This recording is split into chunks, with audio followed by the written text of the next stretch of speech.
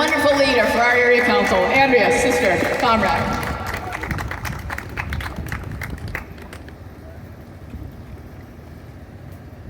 Thank you, sister. Before I go any further, let me see if I find.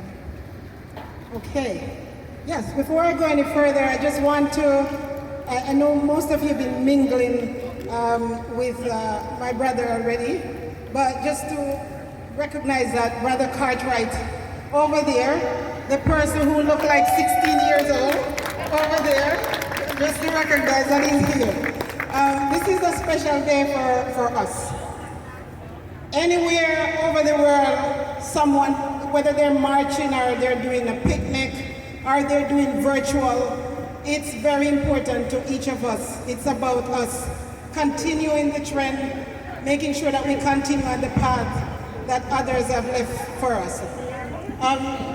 Up until last year, when we started off with a just recovery for all, Brother Cartwright already led us into that path where we need to start thinking of each other.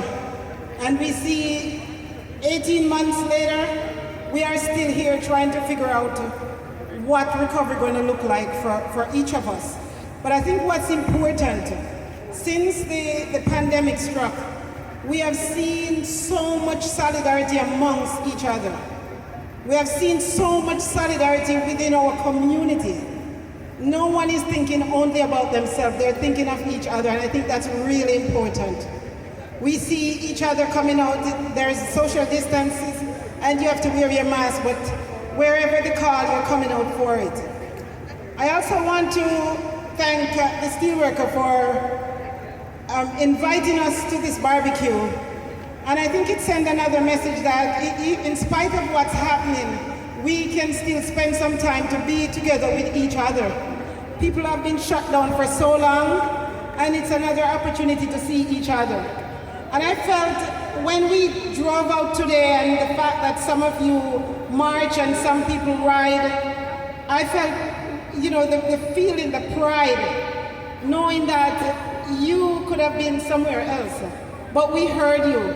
We heard your voice to the Labour Council saying, I don't want to be behind my TV today. I can see social media later. I really want to take the street to send the message that Labour community workers are not sleeping. And I commend you for that today. What's important, where you are, you're standing right here in the House of Steels. You don't want nothing better than that. You're standing with the strongest. The House of Steel, sisters and brothers, is a message that we are moving on. We're with good company. Anywhere there's an action, look for steelworker. They're right there with us. They're committed, and we're saying to them also that we are with them. I've seen them through a few strikes. And those strikes that they were out there, just to let you know, that wasn't their fight. They were fighting the fight for each and every one of us. Steelworkers strike that happened just recently, they were fighting for us. They were sending the message that here is employers who's ready to take us on, and if they let go, it's going to happen to one more of us. We have a lot of fight to do. We have to fight around economic justice, social justice. My goodness, in our community, we saw through this pandemic how they shifted vaccine in some area and leave the others behind. And definitely we have a job to do. We have seen how the other half live.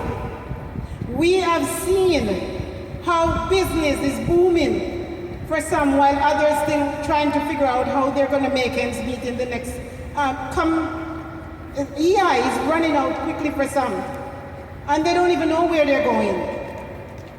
Let's walk up to one of those businesses, and I'm not talking about the mama and papa, the 1%. Let's talk to them about recovery. They wouldn't have a conversation because they're not recovering for anything. They gain. They gain. They're spending this time trying to figure out how they can continue to recover with less workers. They are spending time sharpening up themselves to get to vote for the ones that protect them with this. And so it's very important that we continue to encourage each other, that in spite of what's happening as Labour, we're strong. This is not new. When you go to strike, you're in the rain, the sun, the worst of weather. Anything you achieve, it's in that bad weather. So we're no stranger to this. So we're going to continue to do that and lift each other up, because there's no recovery coming from the government for us until we say what it's going to take to recover. Then that's when it's going to happen. If you are one of the group that feel that you're doing fine in this pandemic, I encourage you to reach out to the group that need the support. This is the time for us to reach out for the solidarity support for the others that need us the most.